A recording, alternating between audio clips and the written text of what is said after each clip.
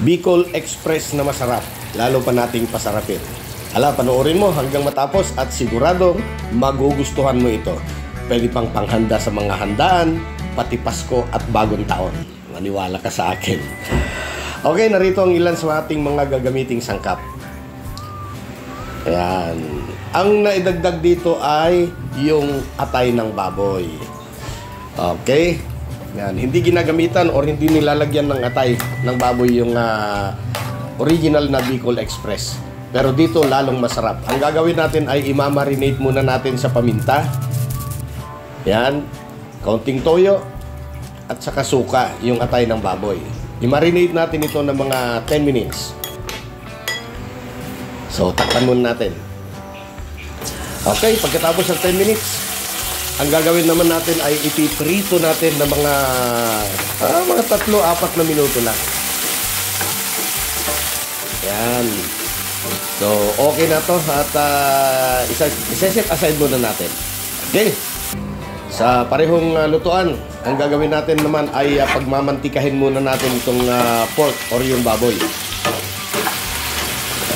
Okay, tubig pa, ano? Talagang ganun ang baboy nagtutubig. Nilagyan ko lang ng konting asin para magkalasa na. Yan, saka pamintang pino.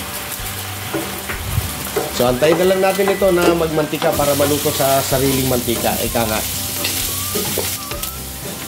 Yan, kagaya nito, okay na. So, magigisa na tayo.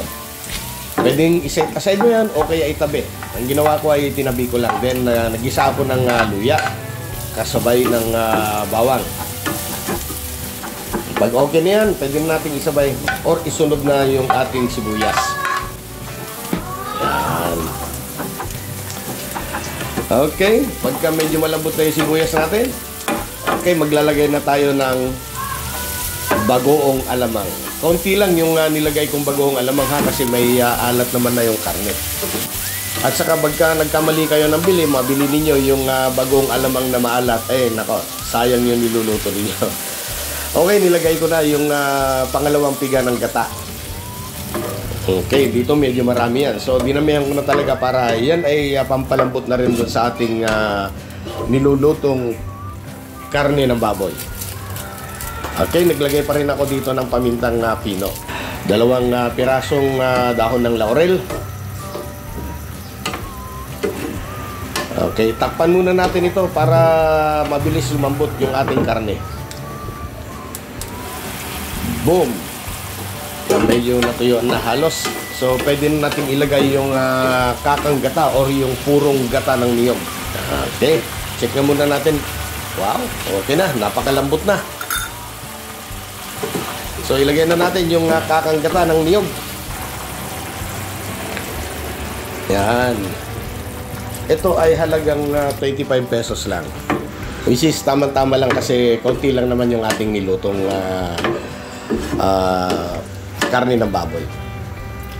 Check muna natin. Okay, sakto lang. Siyempre, hindi nawawala si tak-tak-tak.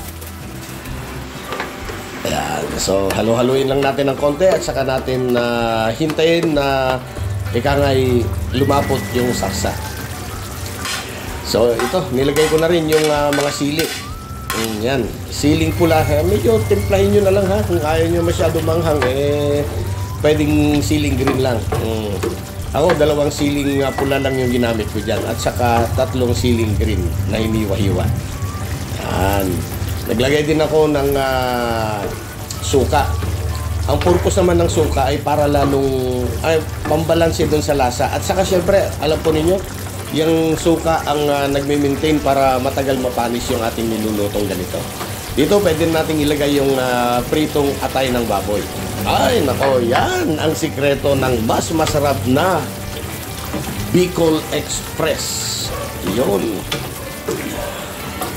Okay, yan naman ay natutunan ko dun sa isang kaibigan ko na nagluluto ng ganito.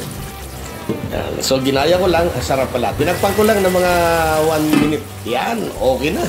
Ready to serve na yung ating napakasarap na Bicol Express with atay ng baboy. Okay, nilagay ko na yung mga huling sangkap. Sili at saka yung dahon ng sibuyas. Yan, di ba? Napakadaling lutuin, napakasarap. Pwede mong i-serve ito sa mga handaan, lalong-lalo na sa mga piyestahan, birthdayhan, Pasko, bagong taon. Ihanda na ang maraming kanin. Muli, maraming salamat po sa panonood at sana huwag kayo magsawa sa panonood at pag-subscribe na rin yung mga hindi pa nakasubscribe sa aking channel. See you again next video dito lamang sa Panlasang Ilocano.